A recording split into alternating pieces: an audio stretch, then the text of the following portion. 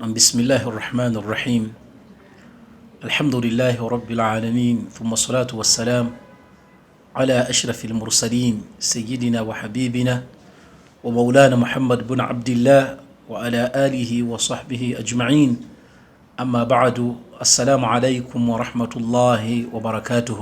وعليكم السلام. أبيتي وبامنا بشارة أبتامبلا نفي kumpewoza ffe labbaika Islam Media tubaniriza nate okubeera nga tugenda mu maaso n'okugabana ebyo bikwatagana ku ddiini yaffe mu mbeera y'okubeera nga buli kaseera twongerako olw'ensonga nti okujjukiza kuno Allah yakwogerako nga kukulu era eryo tteeka lya omubaka Muhammadin sallallahu alayhi wasallam fadhakkir inna dhikra tanfa'u almu'minin okubeera nga agenda mu maaso n'okujjukiza kubanga okujjukiza kuno kugasa abakkiriza. Mu studio nina mukadde waffe ngera bulijjo mukadde waffe Sheikh Abdul Sabur era nja kusasira mukadde wange obuze ku batulaba ku lutimbe gaggadde. Assalamu alaikum wa rahmatullahi wa barakatuhu. Alhamdulillah wassalatu wassalamu ala rasulillah sallallahu alaihi wasallam. Baganda baffe abatulaba abatuwulira tuwebaza okubeera nga muntu goberera ate era Sheikh Bilal twebaza abafaayo ne bawa feedback. Mashallah. Babaako bebagala okuwabula batukolera omulimu munene ne tubaako byetukola ki byetutereeza. Saba Allah basiime naffe Allah tusiime. Allahumma amin ya rabbal alamin. So mukadde wange naawe twagala okwebaza kufisanga kukadde nojja n'otulako naffe wano yadde sebo mulimo gwo okutuusa ekyo Allah subhanahu wa ta'ala kyakuyigiriza mu ddiini naye tukwebazaamu akensusso buli wotuwa kuvudde ne tutuulako wano kubeera nga tunyumyamu ku nsonga zaffe ez'eddiini. Mukadde wange mu episode yaffe eyayita ku lugendo luno tulimu oba lutambula olukwatagana n'enzikiriza wakati mu kubeera nga tutereeza obusiraamu bwaffe naddala nga tubutambuliza ku nkola yennyini Allah gye yatusiimira era gye yakwasa omubaka Muhammadin sallallahu alayhi wasallam. Mu episode ewedde twayogera ku bukulu bw'okutegeera eddiini naddala obusiraamu kyeki n'okubeera nga tubutemaatema mu mbeera y'okulaga abaddu nti ye culture eri universal Allah subhanahu wa ta'ala gye yatusiimira. Naye ebibuuzo bijja nga biva mu batulaba naffe kennyini nga bingi. Abaddu ekibuuzo ekyatiikirira ennyira kyenjagala insha Allah tukwateko olunaku olwaleero kyekibuuzo ekigamba nti webeera nga enzikiriza eno webeera nga culture eno eri universal gye watutemeratemera ey'obusiraamu Allah subhanahu wa ta'ala gye yatusiimira tubeere nga tutambula nayo ng'ate tugijja ku nabbi Muhammadin sallallahu alayhi wasallama olwo tukitwale nti eddiini eno etandika na Muhammad sallallahu alayhi wasallam oba culture Allah gye yasiimira abaddu okuva edda. Awo njagala insha Allah ta'ala tutambulire olwaleero mukadde wange.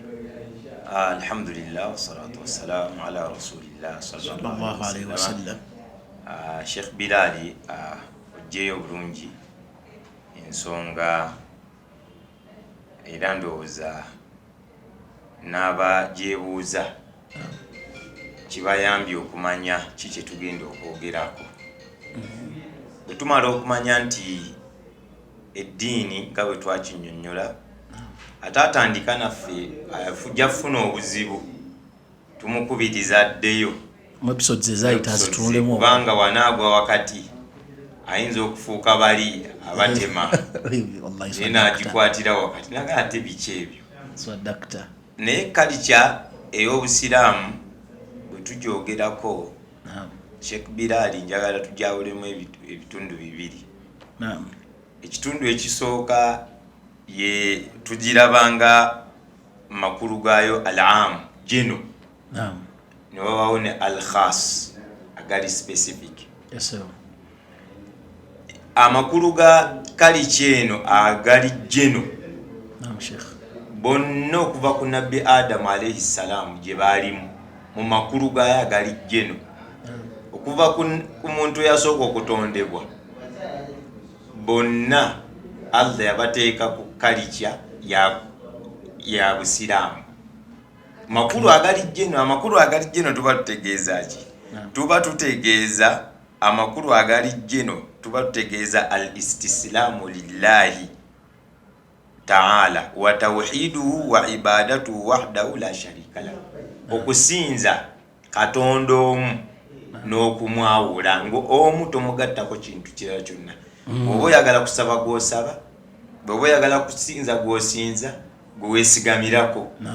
Abo bannabbi bonna, aya eri mu Qur'ani mu suratul Anbiya, bonna yo message gye bapurikinga makulu agali jeno ye culture gye baali baguza abantu. Era Allah agamba wama arsalna min qablika, agamba nabbi sallallahu alaihi wasallam, ye Allah teyatuma babaka olubereberye lwa nabbi illa nuhi ilayhi, kujjawo nga abassaako message egamba annahu la ilaha illa ana fa'budu, nti alina kusinzibwa ali omu ye Allah. Nebeera nga geno meaning ya Islam ekinyusa ekikulu ekikola eddiini y'Obusiraamu yenzikiriza. Bonna abatonde bannabbi bonna abakulembera message gye bayina gye baali batambuzeemu. Naam Sheikh. Kati abamu baba balinda Sheikh Bilal ekigambo ng'oli agamba ndi Musiraamu. Ngaye twaga nti kufe Obusiraamu tutambula na Qur'ani na hadithi. Naam. Kakati oli bw'aba alinda ojja kusoma olabe ku Nuhu alayhi salamu yagamba abantu be ti wa umirtu an akuna minal muslimin. Nuhu gwenjogerako ye mubaka asooka oluvannyuma nga nabbi Adamu bw'amala okuvaawo wayitawo ebyasa tugaye emyaka nga 4,000 oba 3,000 gwe tuyita jjajjaffe ow'okubiri. Kati Nuhu wulira statement gy'ayogera nti wa umirtu an akuna minal muslimina, Allah ndagidde mbeere mu basiraamu. Oyani nabbi Nuhu alayhi salam. Kati waliwo ate omunene omulala Ibrahim alayhi salam, idh qala lahu rabbuhu aslim. Sheikh Bilal, Allahu akbar, Allah wamugamba ki? Siramuka bela musiraamu. Agamba Ibrahim qala aslamtu li rabbil alamin, naye nayingira obusiraamu. Ibrahim nakakasa nti muki ayina culture gye yaliko. Kati Allah nabuga kati njagala oyingire culture y'obusiraamu. aslamtu li rabbil alamin. Ate bwe yamala okusiramuka wa yusi kullu min Ibrahim wa Yaquba bi abnaihi, buli Ibrahim ne Yaqubu bonna bakubiriza abaana baabwe. Ibtunula Allah subhanahu wa ta'ala tuganti fala tamutunna illa wa antum muslimun. Wali Ibrahim yaga idh hadara Yaqub al-maut, Yaqub amazuku okutuusa akasera ku njegoyego z'okufa, agamba abaana nti bannange nzogagati naga nti fala tamutunna illa wa antum muslimun. Oyo abalagidde era n'abagamba nti ne baana bo ne bakakasa bwe bamuwa message eyo. Osoma mu surati Bakara aya weziri awo 131-132-133. Naam Sheikh. Bamugamba nti na'budu ilahaka, yababuuza ma ta'buduna min ba'di, kena kusinza ani nga nze nvudde. Kyekyo mu Busiraamu ekinyusi ky'Obusiraamu yensonga lwaki wano buli baleeta ekinyusi ky'Obusiraamu kizito wa mitima, kubanga ne kalija zonna ezizimbiddwa obunywevu bwazo buli kunzikiriza. Kati ate obunywevu bw'Obusiraamu nabwo buli kunzikiriza. Abuuza abaana be ma ta'buduna min ba'di, mugenda kusinza ki nga mmaze okuvaawo? Buli muzadde yenna Sheikh Bilal ayagala okulaba ku wasiya esinga asomeko ku wasiya ya Yaqub eri abaana teyababuuza munaabeerawo mutya, Allah factory munagiddukanya mutya, emirimu gyange tegifanga nga nze ngenze. Yabagamba ma ta'buduna min ba'di, yabazzaawo ku kinyusi lwaki Allah yabatonda. ne bamugamba na'budu ilahaka wa ilaha abaika Ibrahim wa Ismaila wa Ishaqa ilahan wahidan wa nahnu lahu muslimun. Mu Luzungu lwa Sheikh Bilal nga total submission to the will of Allah. We are going to submit. Wa nahnu lahu muslimun, to him we shall indeed submit. Obusiraamu balabe ba Yaqubu ne Ibrahim. Tugende ku Yusuf alayhi salam. Yusuf alayhi salamu aya iri mu surati Yusuf yaga nti rabbi qad ataitani min almulki wa allamtani min ta'wil alahadith fatira as-samawati wal ard anta waliyyi fi dunya wal akhirah tawaffani muslima wa alhiqni bis salihin. Na yasabi Allah kumutanga musiramu, Allah amugatte kubakulembera mu balongo ngalimu abeewaddeyo okusinza Katonda ki akasizali Allah byonna gw'obimpadde yabimuwadde gwe yatandikawo ensi ne Allah nkusaba onzitenga ndi musiramu. Oyo nabbi Allah Yusuf alayhi salam. Bwe tugendako Musa alayhi salam mu suratu Yunus yagamba nti ya qaumi in kuntum amantum billahi fa alayhi tawakkalu in kuntum muslimin. Agamba bwe mba mukkiriza Allah, bwe mba mwesigamirako ddala, bwe mba mukakasa nti muli baki basiramu. Oyo Musa we yali ali mulwoka mu lutalo n'abalogo ba Farao. Balogo ba Farao abalese. Abafarao we balabanga Musa byaleese bizito. Statement gye baleeta. Naam. Abalogo ba Musa. Statement gye baleeta. Gye bakola tebagamba mbu tukkiririza Musa kwe tugenda osinza. Kuba Musa yali tabagamba kusinza ye. Wabula bagamba ya qaumi bagamba nti rabbana ngo afrigh alaina sabra wa tawaffana muslimin. Allah akbar. Wembere basajja agambe wemba kwatako amantum bihi qabla an adhana lakum. Mukirizanga sinna bakiriza. Mumukiriza oyo nga sinna bakwera nga bawolukusa. Kyali kigambo kizito nga balina okusaba obugumiikiriza. Kati ne basaba Allah afrigh alaina sabra. Tuvujjirire tuwe okugumiikiriza. Naye ekikulu mu byo watawaffana muslimin. Okuba kufa ayi Allah tutenga tuli basira. Abo nno baali balogo ba Farao. Bilqis ono yali mu kyafayo kya Sulaiman alayhi salam. Nanyini ntebe. Aiwa. Bilqis ono bwe bamala okumukoola Sulaiman amukoodde nakkiriza yagamba ebigambo bino. Rabbi inni zalamtu nafsi. Nelyazamanyiza. Naye wa aslamtu ma'a Sulaimana. Kati nsiramuse negase culture ya Sulaiman. Lillahi rabbil alamin. Ya Allah omulezi wafu, omulezi w'ebitonde. Asiramuse nekagatta ku nkola ya Sulaiman gyaliko kulwa Allah. Omanyi lwaki nziri nganaje ekigambo kino culture. Jagala abasiraamu abatulaba ekigambo kino kibukale mu mitima gyabwe. Nti bwe twogera ku busiraamu tuli ku culture eri universal Allah gye yasimye. Bano bonna nno kati abatulaba kino njagala bakitegere Sheikh nga tonneeyongerayo. Bano be twogerako tetwogera ku Bawarabu. Muno tuleteddemu Abayudaaya. Tuleteddemu ababika abyenjawulo. Allahu ate ekinene nga tuleteddemu ne jajja waffe Adam.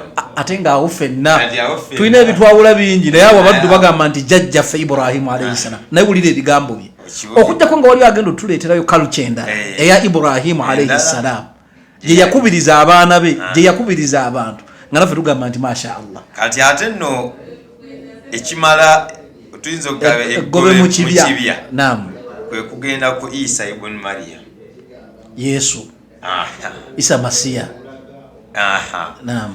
Abagoberezi be bayogera ebigambo bino nga bagamba Isa ibn Maryam alayhi salam. Amanna billah washhad. Tukkiriza Allah era kakasa bi anna muslimun. Tuli basiraamu. Abantu b'ekitabo abatali basiraamu Abayudaaya n'Abakristaayo baawulira Qur'ani ng'esoma n'ebigikwatako qaalu amanna bihi bagamba tugikiriza innahu alhaqqu min rabbina inna kunna min qablihi muslimin. Allahu akbar. Kati nabo ne bagamba obusiraamu ne bakola ki? Ne babukkiriza. Allah n'atugamba ate ng'ayogera ku Nabbi Muhammad yasembayo gwe tugasembayo sallallahu alayhi wa sallam. Qul era ng'ogamba inna salati mazima eswala gyensala wa nusuki okwempayo wa mahayaya obulamu bwange bwonna wa mamati okufa kwange lillahi rabbil alamin byonna bya Allah la sharika lahu tagattibwako kintu kyonna wa bidhalika n'olwekyo umirtu nalagirwa wa ana nze kennyini awwalul ndi muslimin nze musiraamu asooka ay min hadhihi al umma ako kakulu nnyo era njagadde okagatteko kubanga wali agamba nti olaba mugambe nabbi yeyogeddeko naga nti nze musiraamu asooka mweno nange kennyini ekyo nzikizibwa okukyogera mu famire singa mbeera nze asoose okusiramuka nzikizibwa okugamba mu famire nti bannange nze nsoose okubeera omusiraamu mu famire sallallahu alaihi wasallam. Sheikh okijjayo bulungi era kati nkakasiza ddala nti yabuuzizza ekibuuzo ekyo ajjeko akabuuza nti eno culture gye twogerako bano nno bonna Sheikh bozootematema abaddu abatulaba njagala bakitegeere nti balina obuwangwa bwabwe tulabye mulimu betutunuulidde abava e Kanaani bano bannabbi Yusuf alaihi ssalam tutunuulidde abana Iraka wano bonna balina gye bava era balina kye bali Allah kye yabatonderako naye bamazze ne bajjulula cultures zaabwe ne batekinga on the universal culture Allah subhanahu wa ta'ala era bwetegeza statement zonna ze baakola zaali zakuwa weeyamu nti balina culture gye bayingira empya tulina kye tuvaamu tulina kye tuyingira wa aslamtu muslimun wa nahnu la muslimun kati tuwewadde byagenda ogabe tukolaki wali osomene ng'agamba ne Ibrahimu alayhi salamu nti aslim beera ng'osiramu qala lahu rabbuhu aslim kati siramuka kitegeeza nti alina kyabaddeko kananga kati nyweza kino nyweza wano alhamdulillah kiva eri tusoma aya ega nti inna ddiina inda Allahi al-islam kati eyo yonna amakulu ago ge tubadde twogerako Sheikh Bilali ge makulu g'obusiraamu kutugambe obubona agali jeno agatakyukakyuka mulembe ku mulembe geego kusinza Allah yekka wabula awabawo ekiyinza omujjiramu bongo naye nkyekandika ne Adamu yasiibanga Ramanzani ne Adamu kaakati aya eri mu suratu Maida yana 8 Allah aga nti likulli ja'alna minkum shir'atan wa minhaja era oba tudde wanna tafsiri nga baginnyonnyola Allah ate buli mulembe najja n'aguwa laws ez'enjawulo ezigufuga wakati mwambulere ennene ey'obusiraamu tugatta ffenna okuva ku Adamu kati ate wano wansi buli mulembe Allah najjanga era amateeka Allah ge yajjanga akyusa ku mulembe gwa Adamu alayhi salamu abaana abazaliddwa maama y'omu taata y'omu baafumbiriganwanga beewasa yali sharia y'ekyekiseera ku mulembe gwa Musa alayhi salamu wali okukizibwa okutta omuntu era mubimu ku bibaalina nga Banu Isirayiri bw'okola ezambi ekiro ku makyokera baliwandiise ku luggi tiwayenze ku mukaagundi obateeka ge bakolaki ge batambuliramu abamu basalanga eswala 2 ku makya nakawungeezi kati ago mateeka naye ekikolo nekisigalayo kyasigalawo kusinza Allah omu obutamugatta kyonna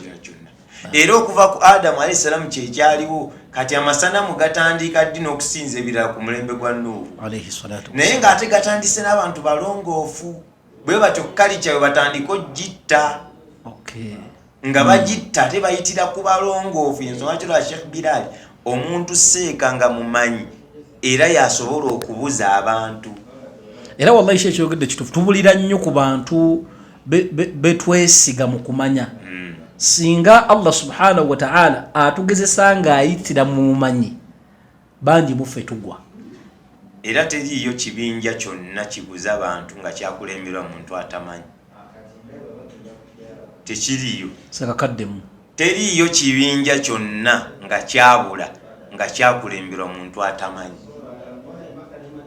Allah buli kibinja kyonna ekibuza abantu okubajja ku mulamu omutuufu kikulemberwa bamanyi abali trust waffe mu kumanya omusajja alina ebitabo oyo musajja yayogedde wamuwulidde omanyi yasoma eki nasoma eki nava eki nade eki gwosinga gundi mwe batatubuza ekibuuzo ekyo gwoyogerera awali gundi kubanga yasobola okukyusa yasobola okukyusa lafudhu nagawo bano lwabo tewalutegeera bali bategeeza kino ezeke tulaba eno enebera hali kati ogenda obiddamu gwawuliriza nobivaako agambye hali eno mansubu eno marufuu kati wanebera mudhafu ilayhi kati kiba kitegeeza kasene janga badali kati abo badali wodde eri otenda kuteezera nti omusajja alina irimu awo omusajja yaleese obujulizi kati gana amateeka go Allah subhanahu wa ta'ala yajja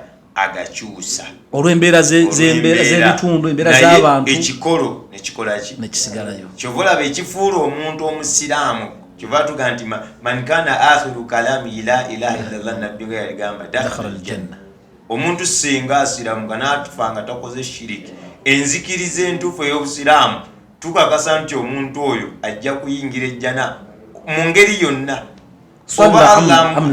oba amubonereza oba tamubonereza kasaba ng'abadde takola anywezezza ekikolo kakyebaga nti abasiraamu mukuume nnyo ekikolo so kati mu biri ebisatu ebikola kalica enzikiriza gwe mutwe ate guyinza okuba si gwe mutwe gwe mutima gw'ensonga gwe mutima gwa kasa gufa bino ne webibeera ng'obirwanyisizza otya bibeere biramu biteekeddwa kufa biteeka kufa era singa gufa bino liba tebikyalina amakulu ne wobifiirako nowobeera n'empisa etya ne bwogoberera otya amateeka naye ng'enzikirizayo teri ku kikolo Allah kye yatukwaza okuva ku Adamu alayhi salam tewali habitat a'malukum mirimu Allah aba asazizza emirimu gyonna Allah subhanahu wa ta'ala aba amaze okugikola ki gisazaamu kitugaye nti eri aya gye twasomye waman yabtaghi ghayra al-islami diina falan yuqbala minhu nabbi sallallahu alaihi wasallama yayogera hadithi enkulu ennyo yayogera n'agamba nabbi sallallahu alaihi wasallama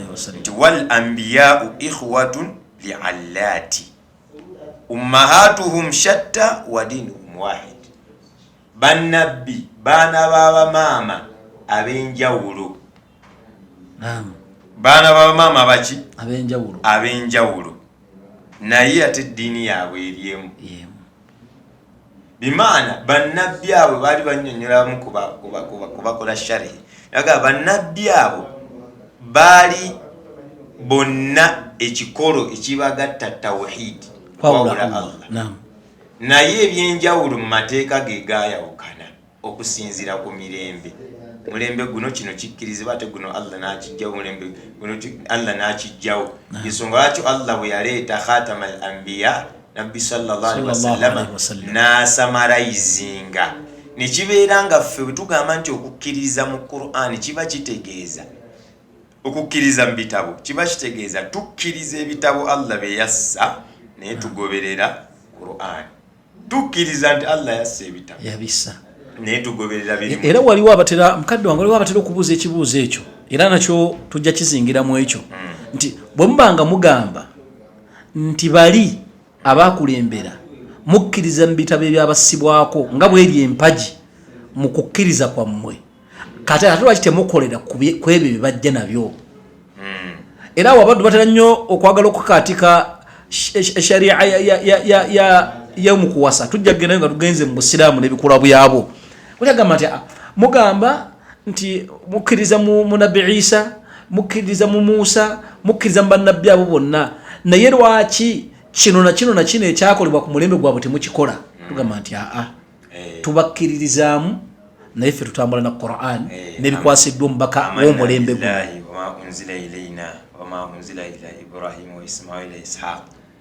bonna la nufarriqu baina ahadin min rusuli bonna tubakkiriza naye tugoberera nabbi olwo ekiseera kino era ffe mu busiraamu ekyawukana n'abalala ab'enzikirize kali kyendala nti kali kyendala bamanyi okuvuma bannabbi ffe betukkiririzaamu waffe era osanga ku budaala bwe bangi omwo nga bamuvuma naye ate ffe toyinza tusanga tuvuma Isa tukkirizibwa newe yalibadde nga si nabbi ffe tetukkirizibwa kumuvuma era kyetutera okugamba Sheikh Bilal nti okwogera ebigambo nga bituufu n'okozesa method evuma oba evvoola tekibifuula bifu naye method ebaki banfu naye tekibifuula bifu wabula method gy'oba okoze omukutu gw'oyisemu okutuusa ky'otuusa gwe mukyamu tekitegeeza nti omusajja yamuvumye kale naye nga kyeyabadde ayogera tusooka kyabadde kituufu naye okuvuma yakoze bubi naye kyo wakitegedde wallahi sadakta sheikh nakyo kikulu wakitegedde nti kituufu kuba ffe wano olisi bwakozesa method enfu byonna byalese byonna tubitta naye asobola oba method yabadde enfu naye nga yabadde ayogera ge mazima yabadde kiriyo wallahi kitegerekese bulungi sheikh wange ensonga ogitemeetemye bulungi kati abaddu bakitegeerere kati culture gye tugenda otema mu episodes zaffe tugenda otambula nazo tetwogera ku culture ya Muhammad sallallahu alayhi wasallama tetwogera ku culture y'abasiramu baliwo kati twogera ku culture esimbukira ddala ku nabbi Adam alayhi salam omuntu eyasookera ddala ye culture Allah gye yamukwasa wabula mateeka gaayo ge gajja gakyukakyuka olwo naalulaba ategeere kati tugenda kutema culture eyo gye tujja ku Adam alayhi salam nejja nejjuulirizibwa omubaka Muhammadin sallallahu alayhi wasallam yo eya nabbi mu mateeka etukakatibwako kutambula naki kati luli wabakubira omusingi nti bwe tumaze okulaba nti eyo kalica evira ddala ku Adamu alayhi salam naye mu makulu gaaya gali jeno ku paati enkulu eyenzikiriza ne tukulaga nti naye amateeka Allah gy'akolaki akolamu amendments naye amendments ezo zaakoma nabbi sallallahu bw'amala okutumwa ye yasembayo teri amendments zigenda kuddamu kukolebwa era Allah aya eno Allah subhanahu wa ta'ala jassa ngera aya ndowooza ejjuuliriza okuva ku Adamu alayhi salam alyawma akmaltu lakum olwaleero okuva ku Adamu kati bye abagenda okubeerawo abasigadde kali kyemaze okujja kati akmaltu lakum dinakum wa atmamtu alaykum ni'mati ennongoosereza ziwedde mu kalica kati esiringiddwa n'erinnya oliwulira wa raditu lakum al-islaama era njibasimidde nge buki bwe busiraamu kati oliraga kalica bakiyita batya islaamu shaka ekigambo kino al-islam tekirinayo kigambo mu Luganda oba mu Ludokolo oba mu Lusoga omanyi nakaako katawanya bangi oli buli womaliriza nga omugamba nti erinnya Allah lyawadde culture eno agiwadde al-islam busiraamu oli agamba nti singa mugiyitayo erinnya eriri mu lulimi lwaffe tumanya twandisise tukukugikkiriza oba ntegereka ntera nnyo nze okubagamba nenga nti waliwo ebintu ebiri mu nsi nouns amannya nouns tegakyuka mu nnimi bwe tunaalwanagana okukyusa erinnya Kizito tulize mu Lugwala Kizito ajja kubula nga mulitadde mu Lugwala kibula kubanga ekintu ekikyusakyusa amannya kibula era wallahi ndowooza kiri mu sunna za Allah okubanga ebintu bye tuteekeddwa okwekwatako okunywererako bisigaza amannya gaabyo kyobalaba nti n'esswala n'omuntu gwe nagamba nti esswala ensonga lwaki tukuyita kusaba tugiyita swala olw'ensonga nti lyerinnya Allah gye yaliwa era oli bw'ayogera ku swala omuntu ne wataba musiraamu ekisooka okumujjira kuvunnama ekisooka okumujjira kuleeta takbir ategeera nti kyebogerako swala si kusaba natuyingidde mu byenzikiriza ojja kulanga waliwo ebintu byetukompeyaringa nga si bituufu oli okugeraganya esswala n'abagenzi okusaba tebikwatagana esswala erimu okusaba erimu okutendereza Katonda erimu ebintu bingi ebikolwa erimu kati bw'ogamba okusaba kubeerawo dua oluvannyuma lw'esswala nsaba ne wano wendi nsaba nembera mu dduuka nsaba naye tebagamba nti osaala toyinza kuŋŋamba ndi mu swala era oli ne bwakusanga ng'owalisa emikono olajanira Allah tayinza kugamba nti ali mu swala agamba nti musanze ali mu dduwa abadde alajanira Allah era wadde mu lulimi y'omulimi aga dua aswalatu mu lulimi kyeza ki naye omuntu wano bw'omugamba swala teri asobola kujja mu makulu bw'omugamba ngenda kusaala tayinza kugamba ogenda tutuula awo wanike emikono ategeera kyogenda okukola kubanga erinnya lyabuna ate terikyuka kali sheekhe kyenjagadde ekyo nakyo kiyiseewo abaddu bategeere balekere okubuuza abantu nti obusiraamu kye mu Luganda, obusiraamu kye mu Ludokolo. Erinnya Allah subhanahu wa ta'ala liyawa culture eri universal etugatta ffenna gye tuteekeddwa okubeeramu. Allah yajiwa al-Islam. Webeera mu Luzungu eba Islam, webeera mu Luganda buba Busiraamu, wekibeera mu Busoga Busiraamu, abuyingidde Musiraamu. So tawaanya na kutematema kigambo kino tukizze mu Luganda tukiweere nnyo eddala. Ekyo nakyo Sheikh barakallahu fiikum wa jazakumullahu khair. Kati mukadde wange awo wennyini wenjagala insha Allah ta'ala wetugenda okubeera nga tusinzira okusimbuliza ebisigadde, kuba kati njagala tugende ku kigambo webanga enzikiriza etugatta ffenna okuva ku Adamu alayhi salamu okutuusa ku mbaka Muhammadin sallallahu alayhi wasallam. Obusiraamu abaffe, obusiraamu buno kyeki tugaziyemu kati kalcha tugikkiriza tugitegedde ndi kalcha tutegeddwa okubeeramu naye yo kali kyeyo kyeki mu lulimi mu mateeka tutandikirawo insha Allah ta'ala tugende nga tugaziwa kati ate wona amalo tubuulira kyeki kati ate tutemeteme ebyo byonaleetera mu busiraamu kyeki. Omusiraamu ono atulaba n'oyo atannabuyingira ategeere culture eno gye tugezaako okubeera nga tusiga ekifaananyi kyayo ekigazi yeeriwa in details insha Allah ta'ala. Mukadde wange kkiriza biidhinillahi ta'ala akadde katutwala kantindiggwa ebigambo bye bisembayo mu episode eno obituuse kuba tulaba insha Allah ta'ala. Agoberedde ebigambo byaffe nga musiraamu tumukubiriza ayongere okusoma n'okukola obusiraamu. Abigezezaako bigoberera nga si musiraamu tumukubiza naye ayongere okusoma ku busiraamu. Bw'aba ina kyalabya comparinge n'ewuwe oba oli awo maaso ajja kutegeera nti imma waali si waalina okubeera yeetaaga oseseetuka. Era ffe tumugamba nti insha Allah siseetuka obeere ng'otwegattako, Allah ajja kuwa obulungi. Barakallahu fiikum wa jazakumullahu khaira fi dunya wal akhirah. Oyabadde mukadde waffe Sheikh Abdul Sabur tuli ku musomo omugazi enzikiriza oba al aqidatu. Twogera ku busiraamu na kutereeza kifaananyi abasiraamu ffennyini n'abatali bwe tubadde tulabira obusiraamu. Mukkirize ebbanga lyonna mutambule naffe, twongera okwebaza abaddu abo abatusinikira feedback. Tusaba Allah subhanahu wa ta'ala kye tuba tusobodde okubeera nga tutambulirako mu byommo mutugambye tukitambulireko ebbanga likimala nga kireeta obulungi gye tuli ffenna tubasiima. Baduwa Allah mwekumire ku lutimbe gaggadde Labbaika Islam Media.